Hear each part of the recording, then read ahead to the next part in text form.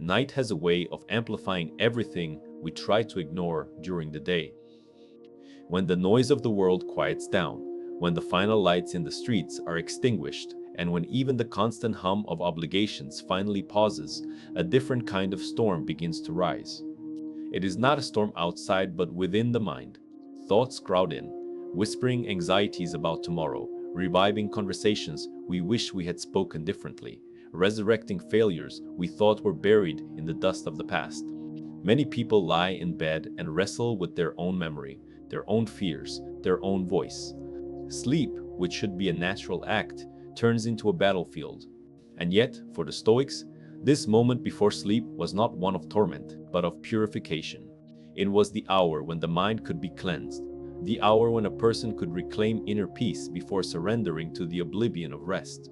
Marcus Aurelius, the emperor who bore the weight of a collapsing empire on his shoulders, often sat in silence at night and wrote in his journal. He did not write for history or for us who read his words now, but for himself.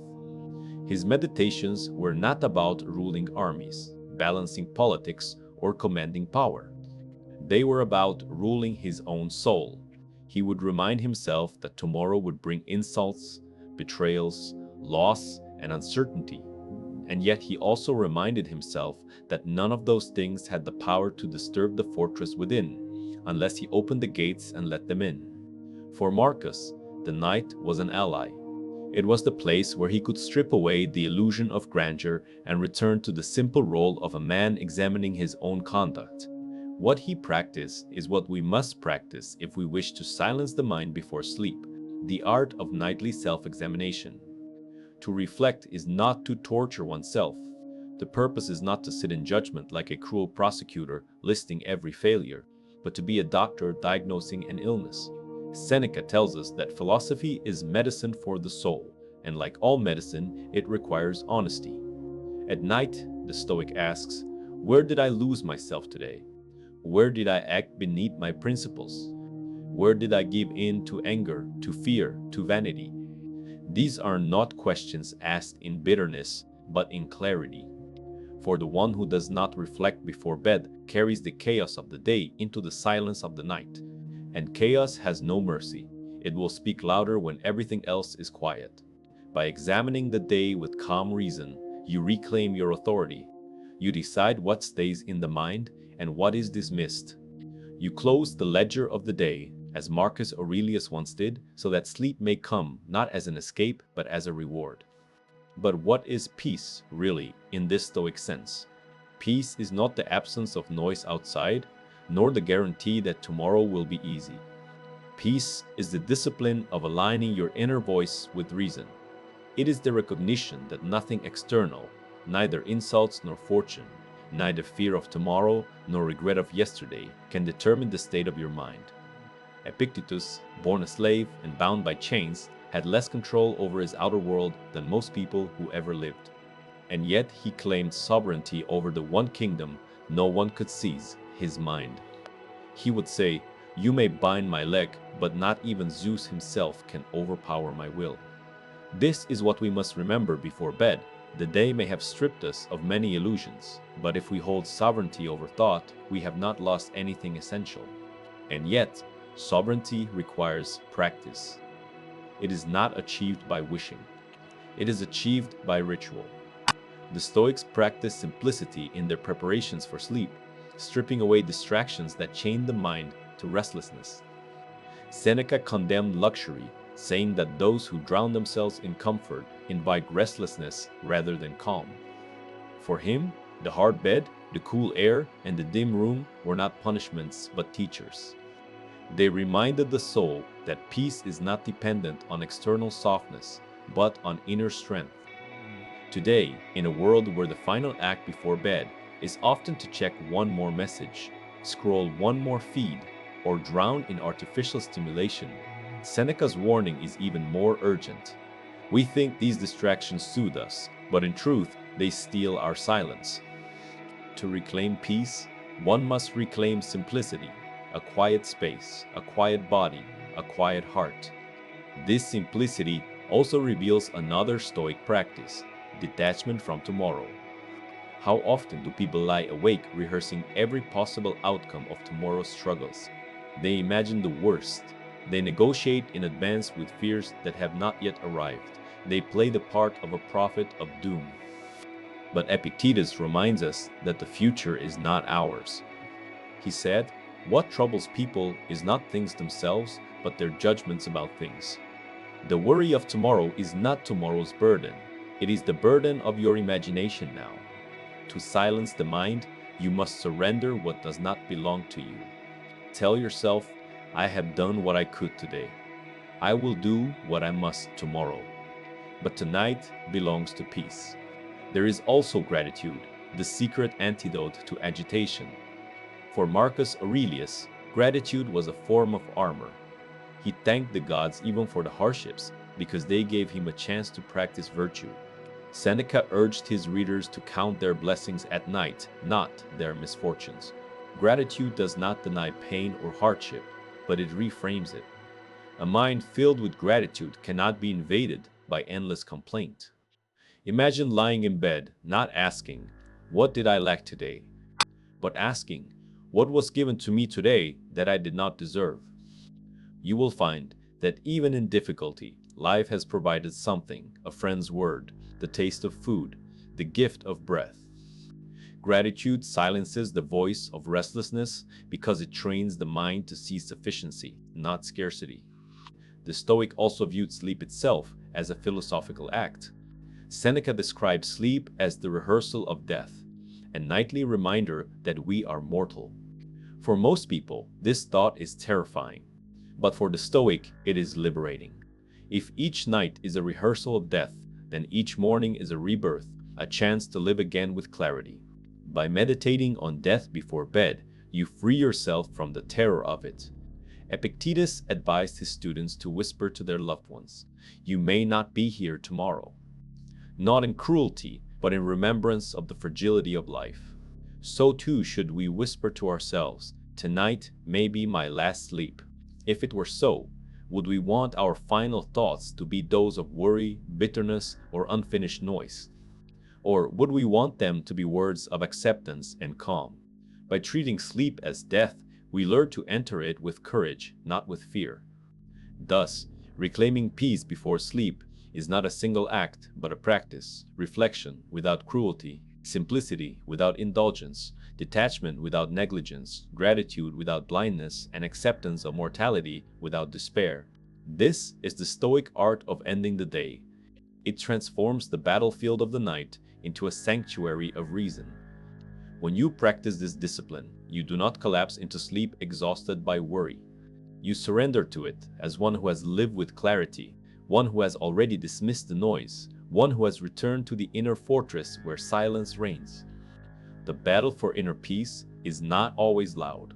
Sometimes it is the quiet persistence of thoughts that refuse to fade, shadows of the day that linger long after the sun has set. We lie down, close our eyes, and yet the mind insists on parading images, half-spoken arguments, and imagined disasters across the stage of our consciousness. The Stoics were not ignorant of this problem. They knew that to sleep well, one had to learn not only to silence the body, but to silence judgment. For judgment is the true tyrant of the night. The day is gone, its events finished, and yet our mind replays them, twisting them, exaggerating them, inventing outcomes that never occurred. We are not tormented by what happened, but by what we tell ourselves about what happened. To reclaim inner peace before sleep, then, is to learn the discipline of interpretation. Marcus Aurelius often reminded himself that events are neutral. It is the mind that paints them with colors of anger, grief, or fear. You have power over your mind, he wrote, not outside events. Realize this, and you will find strength. Imagine lying in bed, recalling a harsh word spoken to you during the day. If you allow your imagination to attach meaning, "They hate me, I am worthless. Tomorrow will be worse." You chain yourself to misery. But if you pause, as a Stoic would, and remind yourself, "This was only a sound, only an impression," then the power of that word dissolves. Sleep does not come to those who keep inflaming their own wounds. It comes to those who stop scratching them. The Stoics practiced what might today be called mental exercises before bed. Epictetus instructed his students to examine every impression and ask, "Is this within my control or not?" That question, simple yet profound, acts as a sword cutting through the knots of worry. You cannot control tomorrow's weather, so why rehearse your fear of it? You cannot control the outcome of every plan, so why poison your rest with anticipation? You cannot undo what was said today, so why stab yourself with the same words again? Sleep is the time when reason must step forward and declare, "This belongs to fortune, not to me." Once you have divided the world into what is yours and what is not, peace has already begun. And yet, one must go further. For even when the mind recognizes what lies beyond its control, it can still cling to pain. The Stoics knew this, which is why they emphasized acceptance. Acceptance is not resignation, but wisdom. Seneca often reminded his students that nature has already written the script, and we are merely players upon the stage. To fight against what is already past is like arguing with the sea after it has washed away your footprints. The sea does not listen, and your shouting only exhausts you. So too with the day, it has gone beyond recall, and only a fool drags it into the night. The wise man accepts it, places it upon the shelf of memory, and closes the door. Acceptance does not erase pain, but it transforms it into silence. But silence is not merely the absence of thought. It is the presence of harmony. The Stoics did not want us to empty our minds into a void, but to fill them with reasoned calm. This is why Marcus Aurelius would remind himself of the order of the universe before sleep. He would gaze at the stars, those silent sentinels above the empire, and remind himself, everything is woven together. The web of fate is one. When you lie in bed and feel tormented by the trivialities of the day, imagine the vastness of the cosmos. Imagine the countless lives before you, the countless lives to come, and how small this single worry is in the ocean of existence. The mind that contemplates the whole cannot be enslaved by a single detail. Silence is not found by force, but by proportion, by seeing how small your storm is against the sky. This practice naturally leads to humility. Many cannot sleep because their pride has been injured. Someone disrespected them. A plan failed. A reputation was questioned. Pride reopens these wounds at night, replaying them again and again. But what is pride to a Stoic? Seneca tells us it is a fragile mask, easily broken by the slightest touch. To cling to it is to ensure endless misery. To surrender it is to ensure peace. When you realize that you are not defined by another's opinion, when you realize that your worth is not reduced by failure, you are freed. The one who seeks to defend pride at night will not sleep. The one who lays pride aside will rest as naturally as a child. Humility, then, is not weakness. It is the gateway to peace. Still, even humility requires practice. And one of the simplest practices is gratitude. We spoke of it before, but let us dwell on it now, because gratitude is a practice that deepens with repetition. Imagine ending your day by listing silently not your regrets, but your blessings. A meal you did not earn, a roof above your head, the sound of a loved one's voice, the fact that you have lived to see another sunset. These are not small things, they are everything. Gratitude shifts the mind from scarcity to sufficiency, from restlessness to contentment. Seneca put it best when he said, "He is a wise man who does not grieve for the things which he has not, but rejoices for those which he has." Gratitude does not just silence the mind. It fills it with a gentle music, a harmony that guides you into sleep. And perhaps the deepest practice of all is to see sleep as a gift rather than a duty. Many treat it as a burden. I must sleep now or tomorrow will be ruined. This thought alone is enough to ruin sleep. But the Stoic treats sleep as a teacher.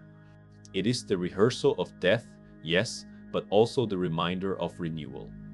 Each night you practice letting go, and each morning you practice beginning again. What greater gift could nature offer?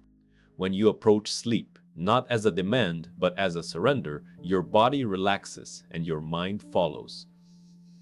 It is not your task to force sleep. It is your task to prepare the mind so that sleep arrives as an honored guest. Thus, to reclaim inner peace before sleep, the Stoic does not fight the night. He embraces it. He reflects without cruelty, divides what is his from what is fortune's, accepts the past without resistance, contemplates the whole to shrink his worries, surrenders pride for humility, fills his mind with gratitude, and finally lies down, not as a prisoner of thought, but as a free man ready to surrender to nature. Silence of the mind is not a trick, not a technique. It is the fruit of living in accordance with reason. And when the fruit is ripe, the night becomes not an enemy, but a companion. There is a peculiar cruelty in the way the mind treats itself at night. In the quiet hours, long after the world has withdrawn its noise, we become both judge and prisoner of our own thoughts. We hold trials for ourselves in the dark, replaying what was said and unsaid, sentencing ourselves to regret, to guilt, to longing. But the Stoics warned against this unrestrained tyranny of thought. They believed that the mind, if not governed by reason, becomes its own tormentor. Epictetus reminded his students, "It is not the things themselves that disturb us, but our opinions about them." This lesson becomes urgent in the night, for nothing external is happening. No insults, no losses, no events. Only memory and imagination are alive, and yet they possess the power to disturb as if they were real. To silence the mind, one must first learn to silence opinion. How is this done? The Stoic practice is simple in theory, but difficult in habit. Marcus Aurelius, in his Meditations, would speak to himself as if to a restless child. "You have endured countless troubles, and yet what are they but dreams? Why cling to them again and again?" He would remind himself that the things of the past cannot harm him unless he grants them permission, and that the future does not yet exist, so it cannot hold dominion over his present rest. This is why Marcus often wrote in the second person, addressing his own soul. It was a way of disciplining thought, separating reason from impulse, governor from subject. At night, when your mind spins, you too must become the governor. Address yourself. These are shadows. They are not chains. Let them pass. By speaking reason into the noise, you reclaim your authority. But authority requires training, and the Stoics trained their minds the way athletes train their bodies. They understood that nightly rest was not passive. It was preparation. Seneca urged his readers to treat the end of each day as a kind of rehearsal, an opportunity to refine the soul. He would examine his conscience, not with cruelty, but with calm clarity. He would ask, "What habit did I strengthen today? Which weakness did I feed? What would I change if given another chance?" But crucially, once the questions were answered, he let them go.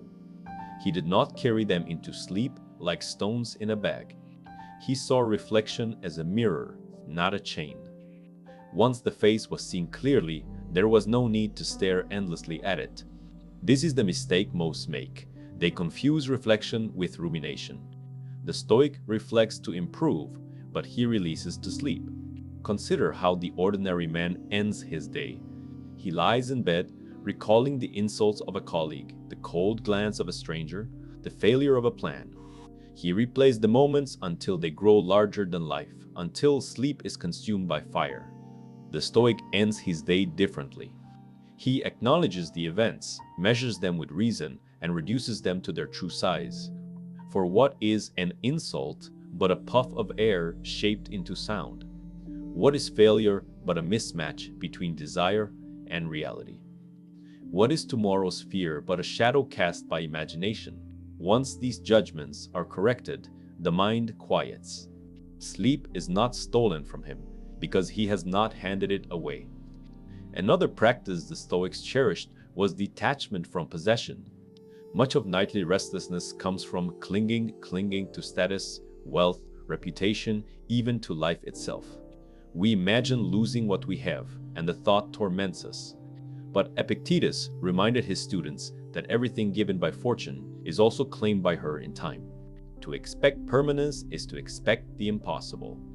At night, then, the wise man tells himself, if tomorrow takes my wealth, it cannot take my virtue. If tomorrow takes my body, it cannot take my will. If tomorrow takes my life, it cannot take my peace. This perspective transforms fear into calm acceptance. For what is sleep itself but a small surrender and nightly letting go? If we cannot release our grasp on things for even a few hours, how shall we release them at the end of life? By practicing detachment at night, we practice courage for the final surrender. And yet, detachment does not mean coldness. The Stoics were often accused of being without feeling, but this was a misunderstanding. They did not deny affection, they refined it. Marcus Aurelius cherished his family. Epictetus guided his students with tenderness. Seneca wrote letters of warmth to his friends. But they also understood that clinging too tightly to love turns it into fear. To love rightly is to remember that those we cherish are mortal. Epictetus advised, when you kiss your child, whisper to yourself, he may not be here tomorrow. This sounds cruel to modern ears, but it was not meant to kill joy, it was meant to deepen it. By remembering the fragility of life, you savor it more fully. At night, instead of fearing loss, you can whisper gratitude. They were here today. Yep, that is enough. Gratitude disarms fear and turns the mind toward peace. We also find in Stoicism the practice of aligning oneself with nature. Sleep is not an interruption of life, but part of its design. To resist it is to resist nature. Seneca described those who fight against rest as fools, who try to row against the current of the river. The wise man lets the current carry him. He understands that just as the sun must set, the body must rest. Sleep is not wasted time, nor stolen time, but a rhythm given by nature. When you lie awake demanding sleep, you are not practicing philosophy, you are waging war against what should be effortless. The Stoic instead surrenders. I accept the rhythm. I accept the orders. Let me be carried. In this surrender, sleep arrives gently, without force. And sleep does not arrive. If the body resists, if the mind still stirs. The Stoics would say, then accept even that. Peace is not conditional upon sleep itself, but upon your judgment of it. Many suffer twice, first from sleeplessness, then from anger at being sleepless. But Marcus Aurelius wrote, if you cannot sleep, then use the hours to meditate upon virtue. Is it such a tragedy to be awake with your own thoughts? Even wakefulness can be turned to practice. By refusing to resent what is beyond your control, you rob it of power. This is the final test of Stoic peace, to find calm even when silence does not come. For silence is not merely the absence of sound or thought, it is the refusal to be disturbed by them. Thus, part 3 of this reflection shows us that inner peace is not a gift given at random, but a discipline practiced deliberately. It is the art of silencing opinion, training the mind through nightly examination, releasing events into the past where they belong, detaching from possessions that are never truly ours, savoring love without clinging to it, aligning ourselves with the rhythm of nature, and even accepting sleeplessness without anger. These practices transform the night from a courtroom into a sanctuary. The mind that once judged and punished itself now learns to forgive, to release, to rest. And when dawn comes, such a mind does not wake as a prisoner, but as a sovereign, free, unburdened, prepared for another day. The hours before sleep are not merely the end of the day, they are a mirror held up to the soul. How we approach rest reveals what we believe about life itself. For the man who fears silence, the night is a terror. He avoids stillness by flooding himself with noise, music, light, endless words on glowing screens, because he cannot bear to be alone with his own thoughts. The Stoics pitied such a man, for he had not yet learned the most important lesson. Peace does not come from drowning thought, but from disciplining it. Epictetus said that no man is free who is not master of himself, and nowhere is that mastery tested more harshly than in the solitude of the night. If you cannot govern your own mind when the world is quiet, how will you govern it when chaos strikes at dawn? Marcus Aurelius reminds himself in his meditations that the soul must be trained to stand firm, even when the body is weary. The body may ache, the head may throb, the eyes may resist closing, but the mind remains the commander. And yet, the command it must give is not one of violence. You cannot order the mind into silence by sheer force. To fight with yourself is to ensure further disturbance. Instead, the Stoic approach is gentle authority, guiding thought back to reason as a shepherd guides wandering sheep. Each time the mind runs toward regret, guided back, the past is gone. Each time it flees toward worry, guided back, the future is not mine. Each time it lingers in pride or vanity, guided back, what is fame to me when I will soon be dust? This guidance, steady and persistent, trains the mind to release its grip. Seneca used a striking metaphor to describe this nightly release. He said that the mind should be emptied of its burdens, as a man empties his pockets before laying down to rest. What fool, he asked, would sleep with heavy stones tied to his body? And yet that is what most of us do, dragging grievances, regrets, and anxieties into bed. We clutch them as if they were treasures, when in truth they are poison. The wise man lays them aside, knowing they will be waiting for him in the morning if they must be dealt with, and if they are gone by then, so much the better. To sleep with burdens is to refuse nature's mercy. To lay them down is to accept her gift. This act is not denial, it is discipline. You are not pretending the stones do not exist. You are refusing to let them crush you while you rest. Another aspect of Stoic practice before sleep is what might be called the alignment of intention. Each day is a battle, and no soldier walks into battle unprepared. But many walk into the night without setting intention, and so they stumble into dreams filled with restlessness. The Stoics treated intention as armor. Marcus Aurelius would remind himself, "Tomorrow I will wake and meet people who are arrogant, deceitful, selfish. Yet none of them can harm me, for we share reason, and reason is my shield." By setting this intention before sleep, he gave his mind a posture of strength. He did not wait until morning to decide how he would face the world. He decided at night, when silence reigned, when clarity was possible. For what is intention but the seed of tomorrow? And if the seed is planted in peace, the harvest cannot be poisoned by chaos. Yet intention alone is not enough. One must also reconcile with imperfection. Seneca often mocked those who demanded perfection from themselves. To live as a Stoic is not to live without fault. It is to live aware of fault and willing to improve. At night, then, we must not whip ourselves for every misstep. To punish the soul endlessly is not philosophy but cruelty. The Stoic approach is more merciful. Examine the day, acknowledge failure, and resolve to do better. Nothing more is required. Seneca wrote, "I will forgive myself. Tomorrow, I will not do what I did today." This mercy allows the soul to rest. The man who cannot forgive himself will never sleep, for his mind becomes a prison of endless trial.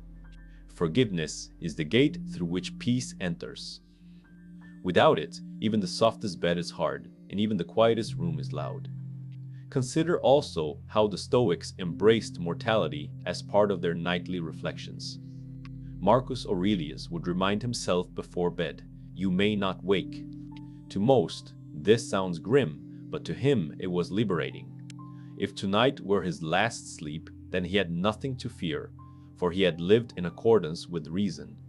To meditate on death before bed is not to invite despair, but to sharpen gratitude.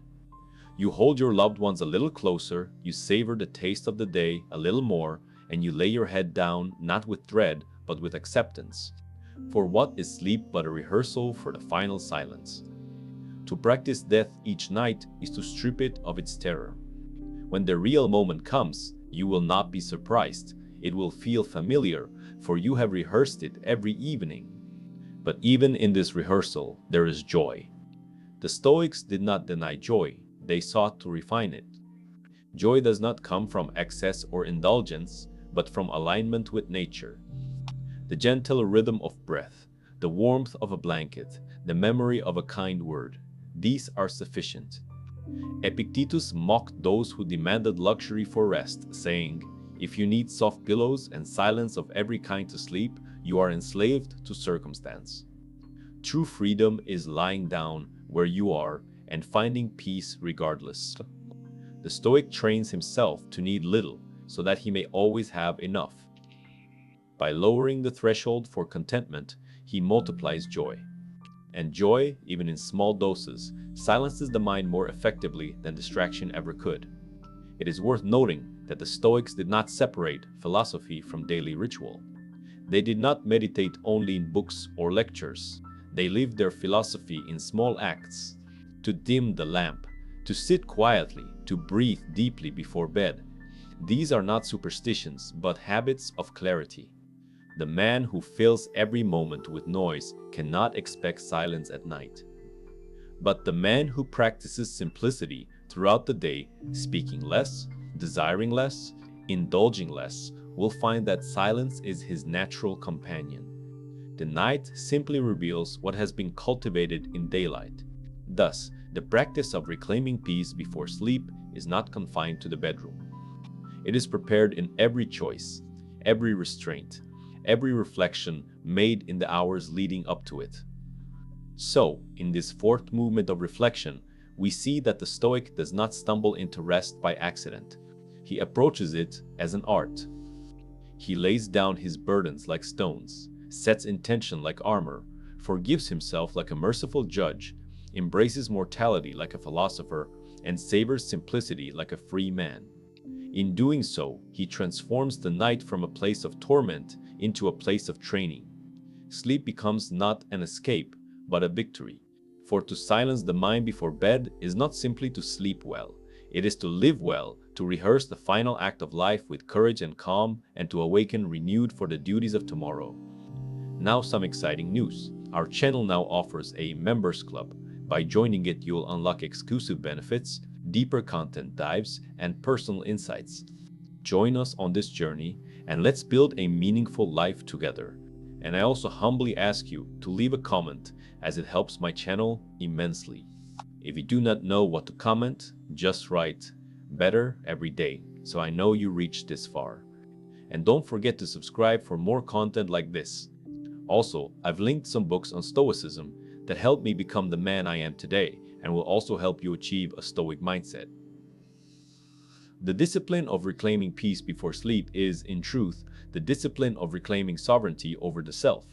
When the body grows weary and the world grows silent, the mind often reveals its true condition. A man may appear strong in daylight, holding himself upright before crowds, commanding words, radiating control. But if, when he is alone at night, he trembles in his own thoughts, then his strength was only borrowed from circumstance. The Stoics sought strength that was not borrowed but built. A fortress within that remained unmoved regardless of fortune. They believed the night was the perfect test of this fortress. If you can lay down in silence without being assaulted by your own mind, you have achieved mastery. If you cannot, then your work is unfinished. Marcus Aurelius often reminded himself that the soul is colored by its thoughts. Just as a body becomes what it consumes, so too the mind becomes what it dwells upon. If you feed it bitterness all day, bitterness will haunt you at night. If you allow envy to live in your heart, it will not be silent when the lamp is extinguished. But if you train your mind to dwell on virtue, to reflect on justice, courage, temperance, and wisdom, then these companions will guard your rest. Seneca argued that philosophy should be kept close like a friend, so that when solitude comes, you are not alone with your vices, but accompanied by your principles. Thus, the nightly practice of reflection is not merely about identifying mistakes, it is about inviting virtue into the chamber of your mind. It is about asking, which of the 4 cardinal virtues did I practice today, and how can I strengthen them tomorrow? By doing so, you replace noise with guidance, restlessness with direction. Still, even with guidance, the mind often resists silence. This resistance, the Stoics taught, is not evidence of failure, but of training in progress. The man who lifts weights does not curse the heaviness of iron, for the weight is the very reason he grows strong. So too with the burden of restless thought. Epictetus would remind his students that difficulty is the material upon which virtue is built. If you find yourself wrestling with thoughts before sleep, do not despair. Instead, recognize, here is my opportunity to practice patience. Here is my chance to practice detachment. The night becomes a training ground, not a punishment. What others call torment, the Stoic calls exercise. And just as the body grows stronger with repetition, so too the mind grows steadier with each nightly battle. One of the greatest enemies of sleep is regret. The past returns in fragments, words not spoken, actions poorly chosen, opportunities lost. Most men allow regret to gnaw at them endlessly, as if chewing the same bone could yield nourishment. The Stoics rejected this waste. Seneca urged his readers to treat the past as unalterable. What has been done cannot be undone, but it can instruct. Regret, for the Stoic, is not fuel for sorrow, but fuel for wisdom. If you cannot change what happened, change what it teaches you. Ask, what lesson did this failure carry? If you find one, then the failure has not been wasted. To lie awake consumed by regret is to double your loss. First, you lost the moment itself. Now you lose the peace of the night. To transform regret into instruction is to reclaim what can still be salvaged. Thus, regret silenced becomes wisdom, and wisdom silenced becomes rest. The same transformation can be applied to longing. Many cannot sleep because their hearts ache for what is absent. A love lost, a future imagined, a life that might have been. The Stoics understood longing well, but they did not indulge it.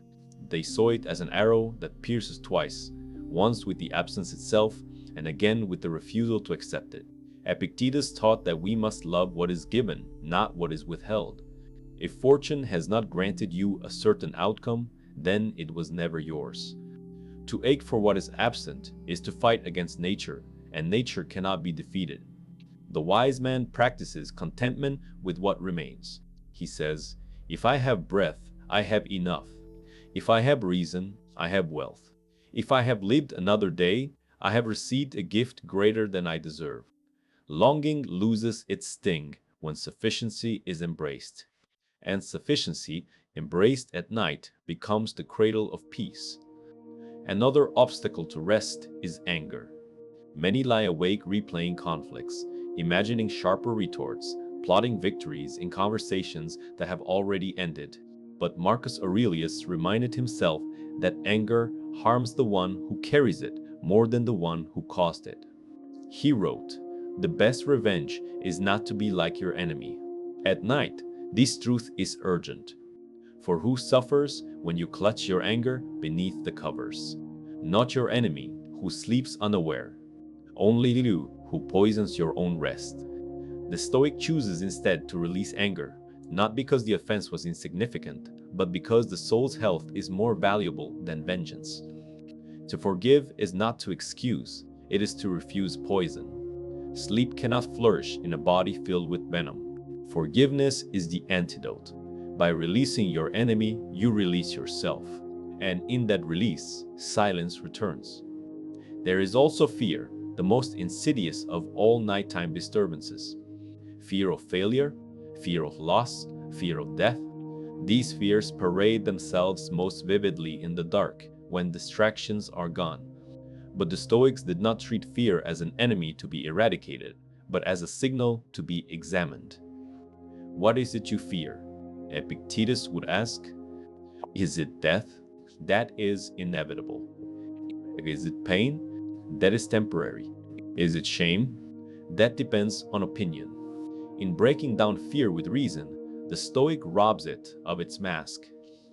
Fear thrives in vagueness, but shrinks when examined. Before sleep, then, practice this inquiry. Name the fear. Dissect it. Ask, What power does this truly have over me? Most fears will crumble under inspection. And when they do, silence grows. For silence is not only the absence of thought, but the absence of fear's dominion.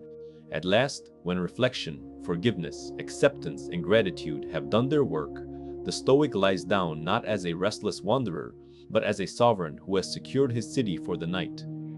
The gates are closed, the walls are strong, the guards are alert. No invader of regret, longing, anger, or fear can breach them. And in that fortress of reason, the soul rests. Sleep becomes more than rest for the body. It becomes confirmation that the soul has practiced its philosophy well. For what is the goal of Stoicism, if not peace? Peace not dependent on fortune, not stolen by others, not shaken by circumstance. To reclaim peace before sleep is to live as a Stoic until the final moment of the day, and to wake renewed, to live as one again at dawn. There is a kind of slavery that becomes visible only at night, the slavery to noise. Most people cannot bear silence. They fill every hour with sound, with chatter, with distractions, so that they never have to meet the one companion who cannot be escaped, themselves. The moment they lie down in the dark, when no music plays and no voices remain, the mind becomes loud, unbearable, almost hostile. But what the restless man calls hostility, the Stoic calls truth. Silence does not create the noise in the soul, it reveals it. And in that revelation lies an opportunity. For if you cannot sit quietly with yourself before sleep, then you have not yet learned the art of freedom. Epictetus would say that freedom is not achieved when you do what you want, but when you no longer need to be carried away by what you want. The night is the examination of this principle. In silence, are you sovereign or are you a slave to noise? Marcus Aurelius approached this challenge with an attitude of preparation. He understood that the mind does not suddenly become calm at night if it has been chaotic during the day. The night is not a new battlefield, it is the continuation of the same one. If you allow your mind to chase distractions all day, do not expect it to obey when you command silence before sleep. Training must begin earlier. The Stoics urged moderation in speech, restraint in judgment, and detachment from unnecessary desires precisely because these disciplines prepared the soul for rest. A man who speaks too much during the day will argue endlessly with himself at night. A man who covets endlessly by day will ache for what he lacks at night. A man who lets anger master him during the daylight hours will burn with invisible fire in darkness. Thus, silence before sleep is not only an evening ritual, it is the fruit of a life lived with discipline. Seneca illustrated this point when he described philosophy as a guardian, not just in moments of crisis, but in every ordinary hour. He compared the philosopher to a good host who does not prepare his home only when guests arrive, but keeps it in order at all times. In the same way, if you want to rest well, you must keep your soul in order throughout the day. The night will expose whether your house is tidy or in disarray. Sleep is not simply an accident of tiredness, it is an evaluation of your way of life. The man who lives chaotically cannot escape chaos at night, just as the man who fills his stomach with poison cannot expect to be well in the morning. To rest well is to live well.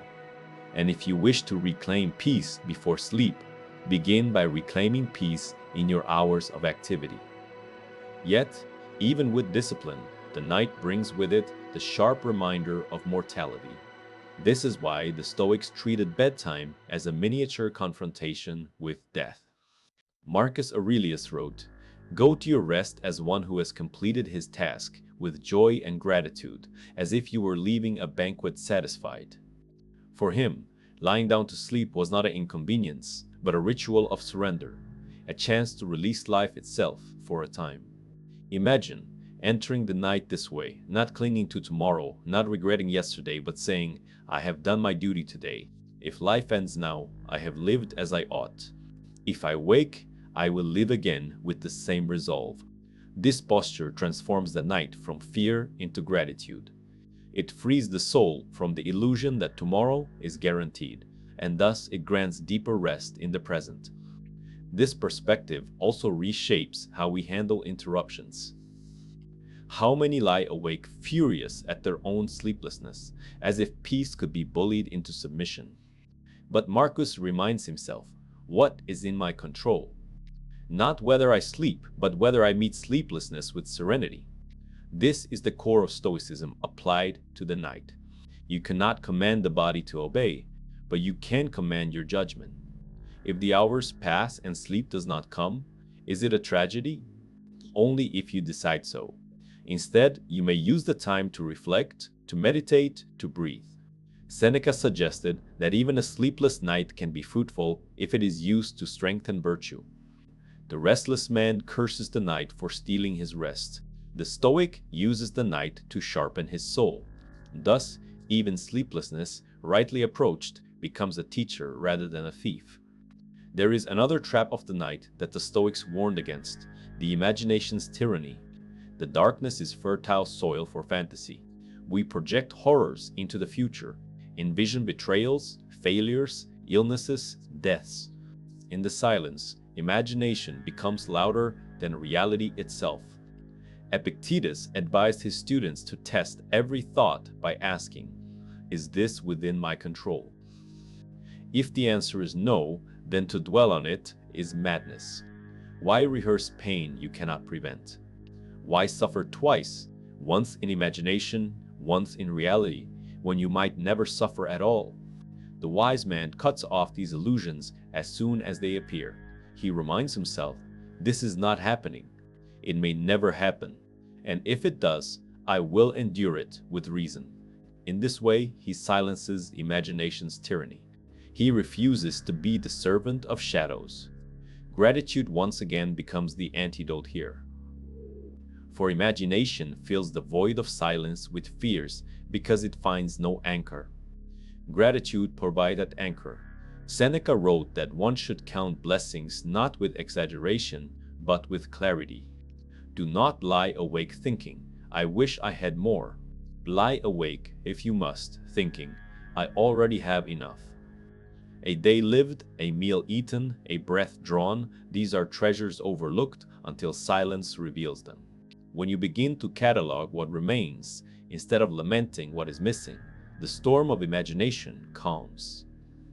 Fear cannot coexist with gratitude, one dries out the other.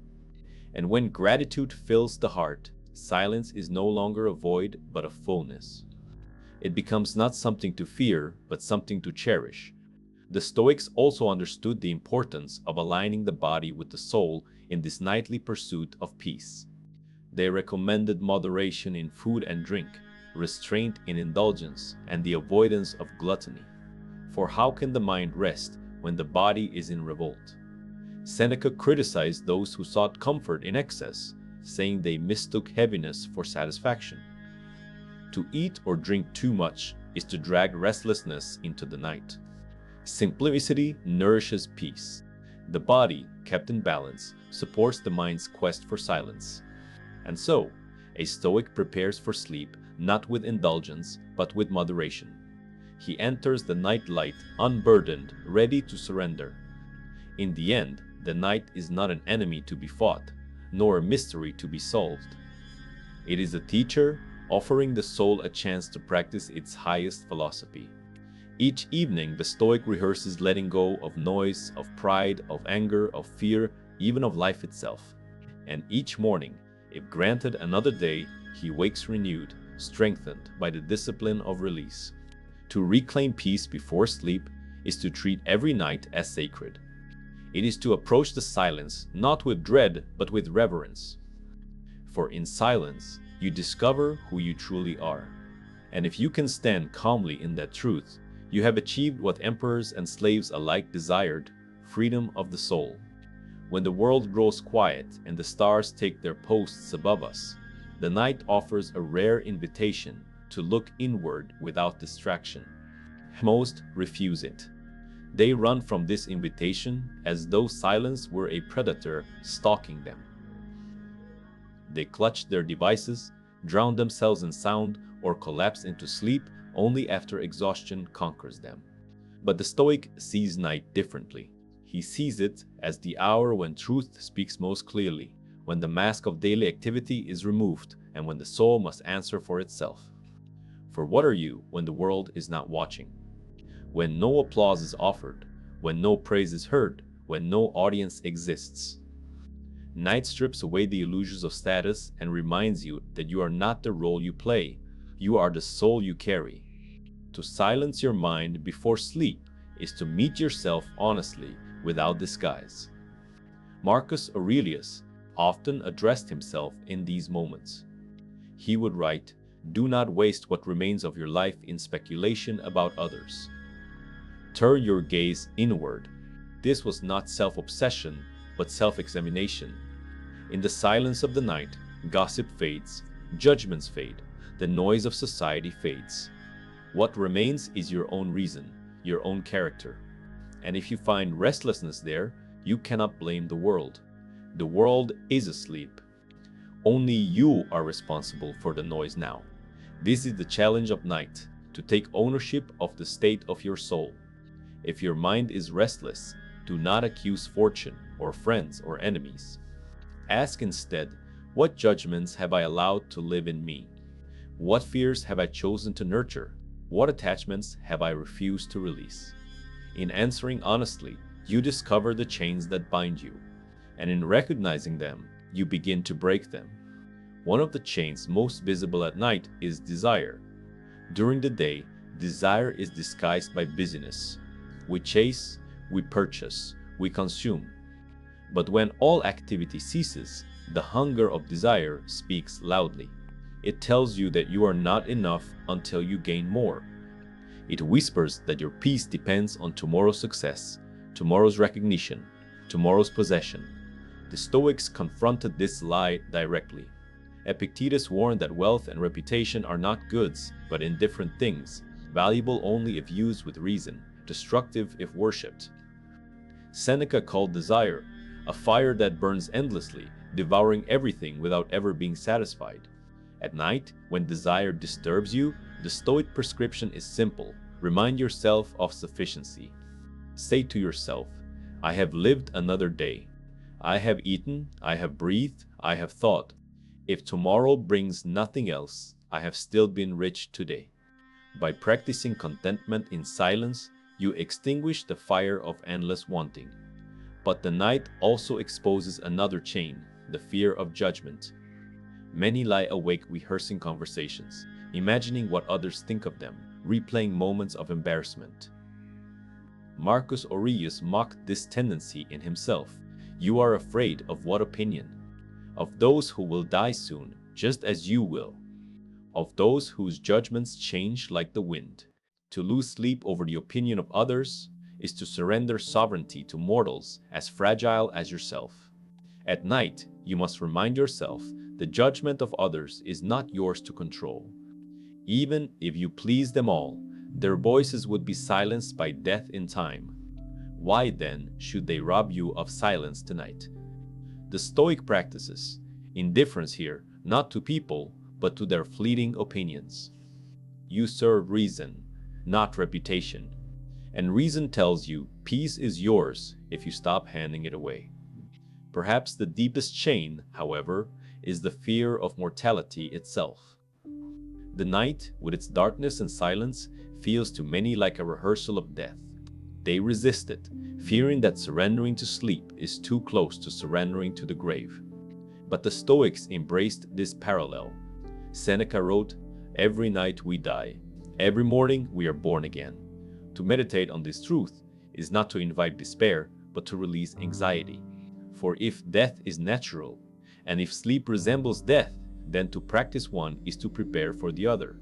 Instead of fearing the stillness of night, the Stoic welcomes it as training. Each night he whispers, "If this is my last rest, let it be a peaceful one. If I wake, I will live again with gratitude." In doing so, he removes death's sting. He no longer fears what resembles sleep, nor sleep itself. And yet, practicing death does not remove the sweetness of life. It deepens it. Knowing that each night may be your last makes every day a treasure. Gratitude becomes sharper, log of becomes fuller. Instead of wasting hours in bitterness or idle distraction, you savor them. Epictetus told his students to treat every cup of water, every loaf of bread, every conversation with a friend as though it were borrowed. For in truth, it is. Nothing belongs to you forever. To remember this is not to become cold, but to become alive. At night, then, when you reflect on your day, do not lament what slipped away, rejoice that you had it at all. Even the smallest moments become riches when seen through the lens of mortality. Gratitude silences longing, and longing silenced becomes peace. It is also worth considering how the Stoics found companionship in philosophy itself during the night. Marcus Aurelius did not write to impress posterity, he wrote to anchor himself. His journal was a dialogue with reason, a reminder that even when alone, he was not abandoned, he was guided. Seneca too wrote letters, often addressed to Lucilius, but truly written for his own strengthening. Philosophy was their companion, their lamp in the darkness. And so it can be for us. If you find yourself restless, turn not to distraction, but to wisdom. Read a few lines from those who have walked this path before. Recite a thought you wish to carry into tomorrow. Philosophy will not silence your mind by force, but it will redirect it toward order. It will give you something higher to contemplate than your own anxieties. In this companionship, the night becomes less lonely, and silence becomes a teacher rather than a tormentor. Thus, in these late reflections, we see that night is not empty. It is full of opportunities to confront desire, to release judgment, to embrace mortality, to deepen gratitude, to lean on wisdom. The Stoic does not fear this fullness. He enters it willingly, knowing that in silence he meets his truest self. And if he can meet himself without trembling, he has achieved the freedom that kings cannot grant and enemies cannot take away. For peace is not the absence of noise in the world, but the absence of slavery in the soul. When you reclaim silence before sleep, you prove that nothing, neither desire, nor opinion, nor fear, can master you. You lie down not merely to rest, but to affirm your sovereignty. And sovereignty, once affirmed, is the sweetest pillow. The final hours of the day are more than the closing of time. They are the rehearsal of philosophy itself. To the Stoics, how a man goes to sleep reveals how he goes to life and how he goes to death. If he collapses into rest carrying chains of regret, anger, or fear, then he has not yet learned freedom. But if he surrenders to the night with calm, with acceptance, with gratitude, then he has mastered what emperors and beggars alike have sought since the beginning of the world, inner peace. The silence before sleep becomes the testing ground of the soul. It is here that philosophy proves whether it is only words on a page or the living strength of your being. Marcus Aurelius reminds us, as a rock is unmoved by the waves crashing against it, so the mind should be unmoved by impressions. The day has crashed against you with all its noise, arguments, disappointments, unexpected turns. Yet now, in the quiet, you must decide whether to let those waves erode you or whether to remain as the rock, firm and calm. This firmness does not mean indifference in the cold sense. It means refusing to let what is outside determine the state within. The day has ended. Its impressions are spent.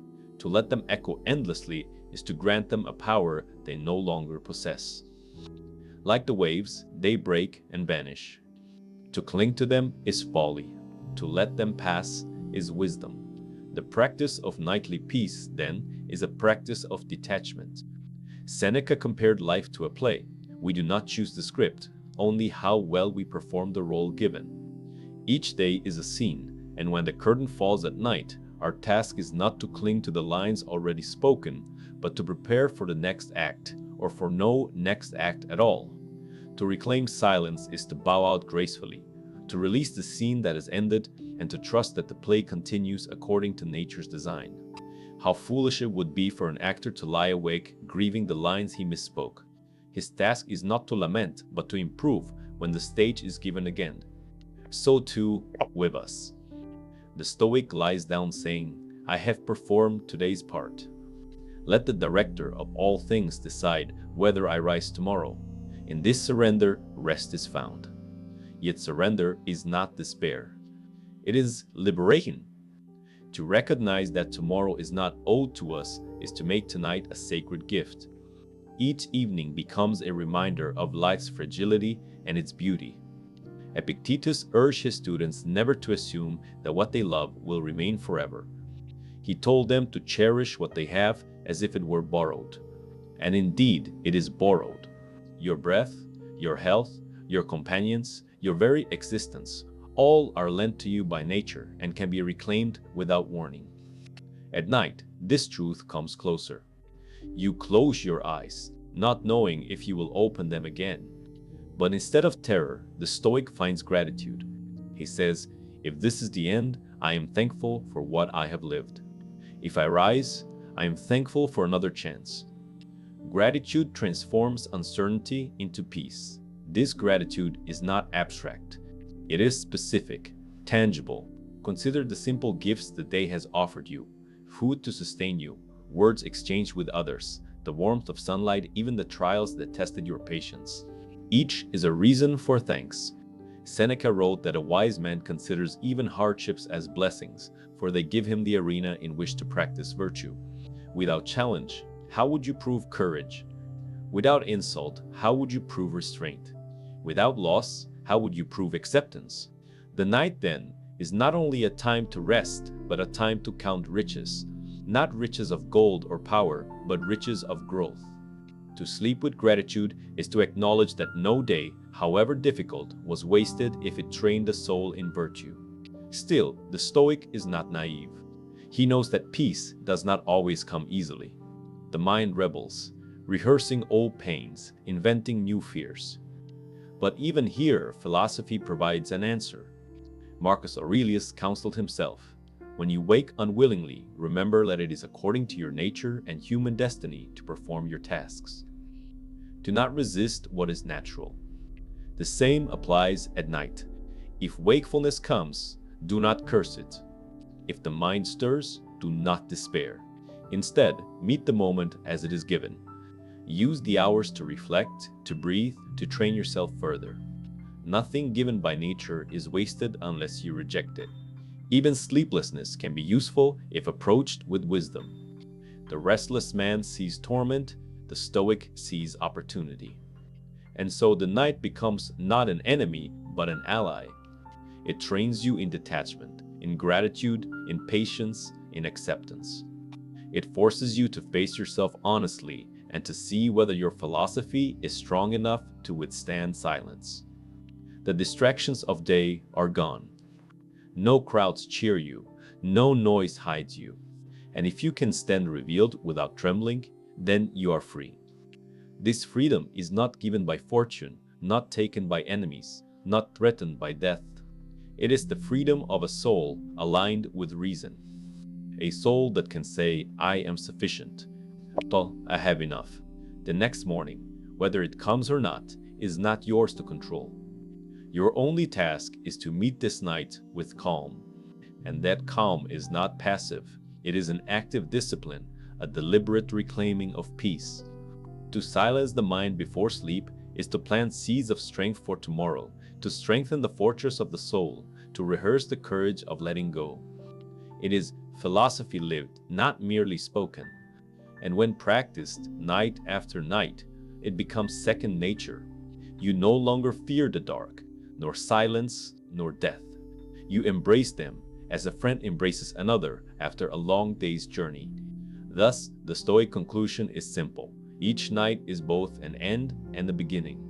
It is the closing of a chapter and the preparation for another. To reclaim peace and silence the mind before sleep is to live as one who has already conquered fortune. For fortune may strip you of wealth, of reputation, of health, even of life itself, but it cannot strip you of a mind that rests in reason. You are sovereign even in the final moment of the day, and sovereignty, once tasted, cannot be taken away.